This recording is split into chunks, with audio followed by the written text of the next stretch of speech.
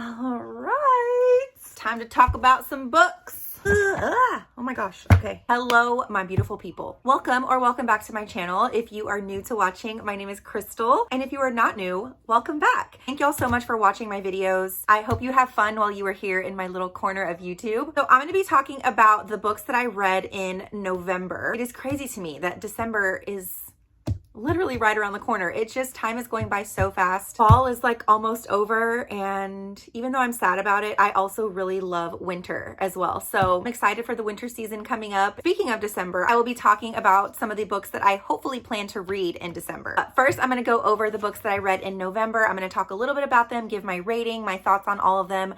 I won't be doing any spoilers, and then I will move on to my hopefuls for December. Oh God, now the sun decides to come out as soon as I'm recording my video. You couldn't just wait like another 30 minutes? Okay, that's a bit better. But anyway, October and November were slower reading months for me. I didn't read as much as I normally do. I usually read between 5 and 7 books a month. I think October I read 4 and November I read 3. I've just had a lot going on these last couple of months. Work has picked up a lot and I had a lot going on socially. So I just didn't have as much time to like sit down and read as much as I normally do. But that is okay, because that's what happens in different seasons of life. Like, I'm still really happy with the books that I read, and I'm glad I even was able to read at all, you know? Starting with the first book that I read in November, Divine Rivals by Rebecca Ross. This was the book that we read in my book club for November, and I gave this book 5 freaking stars. Oh my God, I loved it so much. I would consider this book a romance mixed in with a little bit of like magical fantasy realism, and also mixed in with a little bit of a historical feel as well, because this book is set in the early 1900s. I don't know, I think they said the exact year in here, but I can't remember. It's like 1915 or somewhere around there. As I was reading this, I felt like I was on the set of like a 1920s movie, and it was just, the vibe of this was absolutely everything to me. It was whimsical, it was sweet, it was wholesome, it was comforting. I just loved the way I felt while I was reading this book. The romance in this book is also just, I don't know, very wholesome and heartwarming. The 2 main characters in this book are Iris and Roman, and they're both writers for a local newspaper. Now, they're actually kind of rivals because they are both competing to be columnists for the paper that they work for. So they don't really get along at first. Now, in the meantime, Iris's brother has gone off to war, and the war that is happening between 2 gods. And that is kind of where the bit of fantasy comes in. So because Iris's brother is off in this war and he's fighting in the front lines, she starts writing him letters. And without going into too much detail, because obviously I don't want to spoil anything, but these letters that she is sending to her brother end up in Roman's hands, which is her rival. Roman gets this letter and he anonymously writes Iris back. And they start forming this kind of magical connection between these letters. Writing is just insanely beautiful. It's like almost lyrical and poetic. It is also so emotional because Iris goes through a lot in this book, and Roman is also going through some stuff with his family as well. So you get to see the dynamics of their family life and their home life. The ending of this is also, it leaves you on a cliffhanger. So as soon as I was done reading this book, I immediately pre-ordered the second one, which comes out in December. And I'm assuming that the second book is going to go into more of the war between the gods that's going on, because you do get some detail in here, but you don't get too much. And I'm thinking that with the way this book leaves off, a lot of our questions about this war that is going on are going to be answered in the second book. So if you have not read this, I would highly recommend. It was everything to me. One of my new favorite books for sure. Okay, the second book that I read in November was Iron Flame by Rebecca Yarros. If you want to see my real-time, honest thoughts in the moment while I'm reading Iron Flame, I will link my reading vlog down below if you want to check that out.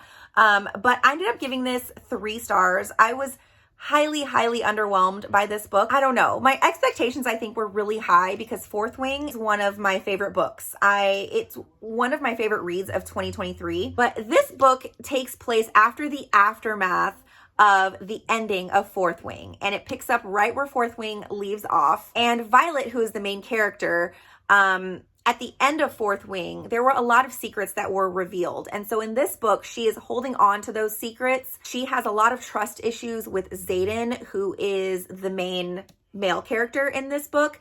And so in this one, she is trying to kind of fight through those trust issues in their relationship. And she is also trying to hold on to those secrets from the things that she found out in Fourth Wing. And she can't reveal any of the secrets that she's holding on to because it will put her friends at risk. Now, in this book, she's also trying to save a lot of people in her continent, in their world. And that is essentially what this book is about. So the things that I really enjoyed about this book, the setting. I loved being back at their college. I love being back in their world. The setting of this book is so good. It has like a little bit of an academia type of setting, which I just absolutely love. And then of course, I was really happy to be back with the dragons because the dragons were literally one of my favorite parts about Fourth Wing. Their personalities and just like their banter. It is just so good. So I was happy to be back with the dragons. Xaden. I mean, that's all I gotta say. He is the main male character in this story, and I absolutely love him. I missed him. And I was very happy to be back with him in this book.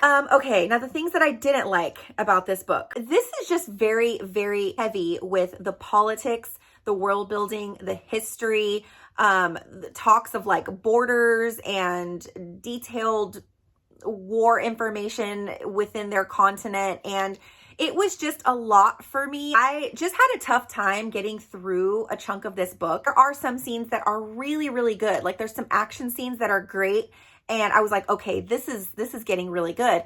And then it just kind of like after the scene ends, after the good scenes end, it just like plummets again and goes back to being about history and politics, and it just like honestly bored me to death in a lot of aspects. I honestly could not wait for this book to be done. Like this is a big chunky brick of a book, okay? It's like 620 pages.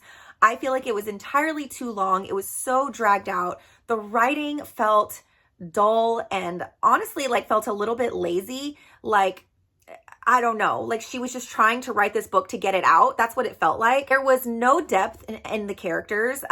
She brings in a lot of new characters in this book. And so there's a ton of side characters, but they have no depth. She doesn't give us any background. She doesn't give us any like history on them. There's really no story connected to the new characters that are brought into this book. So I felt zero connection to them. So when something would happen with them, I literally didn't care. I was like, okay, let's move on. I just didn't care. Violet is like just a whiny brat through half of this book. Actually, more than half of this book, I feel like. I loved Violet in Fourth Wing. She was a strong female lead character in Fourth Wing, and I just absolutely loved her in that book. And in this one, she just felt like a completely different character. Also, the dragons. That was one things I loved about Fourth Wing. Is one of my favorite things about Fourth Wing is just the dragons and their personality, and they had the wittiest, funniest banter. And in this one, there were some funny parts, but I didn't get that fun feeling that I got in Fourth Wing. And to me, this book was just, it felt so different. It felt like a completely different book. It honestly felt like someone different wrote this book. And I obviously understand that this book is not going to be exactly like Fourth Wing. They are different books, but I just didn't get the same vibe. Like I didn't get any of the vibes that I got in Fourth Wing, like the fun, the nonstop action, the witty banter, the angst and the buildup in the romance. The spicy scenes like in Fourth Wing were so good. I didn't even really enjoy the spicy scenes in this book. So I just felt like everything that I got from Fourth Wing, I just didn't get at all in this book. It just felt like a completely different book. I'm just so passionate about how much this book disappointed me and underwhelmed me. Yeah, anyway, I didn't absolutely hate it. There were some things that I really did enjoy about it. Like I said, I loved some of the action scenes. Really loved the setting. Xaden is great. Like the ending was good too. I did enjoy the ending. It does leave you on a bit of a cliffhanger to where you're like, okay, what's going to happen in book 3? So I will be reading book 3, but if book 3 is anything like this one, then I will probably give up on the series. I'm just going to say that right now, which hurts my heart. Those are my honest thoughts about Iron Flame. 3 stars. And that's kind of being generous. Okay, the last book that I read in November was Twisted Games by Anna Wong. This is the second book in the Twisted series. The first book is Twisted Love. I read that a few months back and I absolutely loved it. It was a 5-star read for me. This was another 5-star read for me. This series is just so freaking fun. It is just, I just had a blast reading this. There's 4 books in this series, and in this series, there are 4 girls who are very, very close friends. They're basically best friends.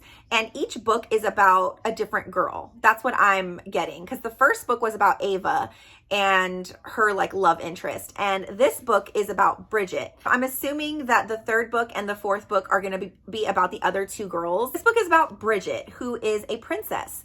And she's part of like the royal family. She has a bodyguard by the name of Reese.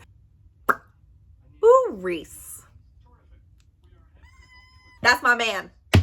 Okay, so Reese comes in and he's her new bodyguard. He is very stoic. He doesn't want to have anything to do with Bridget, like personally. He is just there to protect her and keep her safe. That is his only goal. Like he's very, this is my work. I do not get personally involved with my clients. So day by day, as time goes on, his walls kind of start to be broken down and he becomes a little bit more vulnerable and his defenses start coming down slowly but surely. And of course, they go through a lot of problems because they come from very different backgrounds. They've both been through different things. They've both had a lot of heartbreak and devastation and trauma in their lives. And so this book takes you through all of that, which I really, really loved because it created a lot of depth with the characters. And I felt so connected to them because I knew a lot about their story and I felt like I knew them. This honestly makes me want to watch some of those like royal type of shows. Like, it's the one that everyone loves. Crown? Is it The Crown? I don't know. It makes me want to watch shows like that. So if you have any show recommendations, leave them down in the comments. But anyway, I absolutely devoured this book. I think I read it in like 3 days. I read it so fast. I could not put it down. This book and this series in general is very, very spicy. So just want to throw that out there. The spice is good, y'all. Woo! It is good. All right. So those are the books that I read in November. Now I'm going to move on to my December hopefuls. First up is Love Light Farms by B.K. Borison. This is the book that we are going to be reading in December in my book club. I wanted to pick just like a cozy, lighthearted holiday romance, and that is exactly what this is. But essentially this book is about Stella, who enters into a contest that an influencer is putting on, and she has the chance to win like $100,000. Yeah, $100,000 to put towards saving her Christmas tree farm because it's, I guess, going under and it's not doing well. And so she wants the money to put towards saving her farm. But there's just one problem. To make the farm seem like a romantic destination for the holidays, she lies on her application and said that she owns Love Light Farms with her boyfriend. Only there is no boyfriend. So I'm assuming there's some fake dating going on in here, which I'm excited to read more of. I think I've only read one fake dating trope in a book and I really loved it. That was Yours Truly by Abby Jimenez, and absolutely loved that book. So I'm excited to read another book that has some fake dating in it. Look at this cover. I mean, how cute. Okay, I think this next book is probably the book that I'm most excited to read. That is the Mindfuck series by St. Abby. By the time y'all are watching this video, I probably will have already started this book because I think I am going to start this tonight. And then after I finish this, then I'll dive into our book club read, which is Love Light Farms. Oh my gosh, y'all, this has been sitting on my shelf for the longest time, just like staring at me like, when are you gonna read me? The time has finally come and I just cannot wait to get into this. From what I know about this is about a woman serial killer who is trying to get revenge on some men that did her wrong or harmed her in the past. I'm not really sure. That's pretty much all that I know about this book. So I think that this is considered like a dark romance with a little bit of mystery thriller aspects to it. Now, technically the Mindfuck series is 5 books. So as you can see here, it's books 1 through 5. All 5 books are in this one book. So it is like, how many pages is this? I don't want to see, 680 something pages. So this is a long book, but The font is actually kind of big is what it looks like. And I don't know. I have a feeling this is going to be hopefully a fast read for me, like very fast paced. So we shall see. I will obviously let y'all know my thoughts in my December wrap up. Okay. The next book that I plan to read in December is none other than House of Earth and Blood by Sarah J. Maas. This is the first book in the Crescent City series. I am finally diving in to Crescent City. I plan to read the first book in December. I hope to read the second book, which is House of Sky and Earth. Oh, House of Sky and Breath. I'm like looking at it up there. House of Sky and Breath. I plan to read that in January. And then the third book is coming out at the very end of January.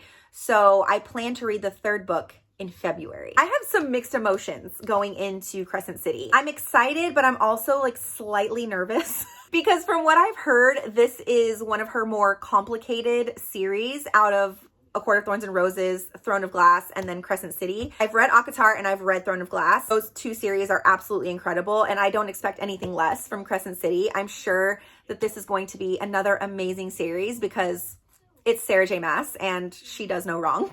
But I'm just a little bit nervous, I think, because when it comes to fantasy, my brain sometimes can't comprehend all of the complexities when they start talking about like the politics and world building and stuff. So, I'm just hoping I'm not confused. I think that's the thing I'm most worried about. So I really am going to take my time reading this book. I've heard that the first 100 pages is like super confusing. So I think that's why I'm like just a little bit nervous about it, but I'm really going to take my time and really, really pay attention and soak in every word so that I don't miss anything. And hopefully I won't have a tough time.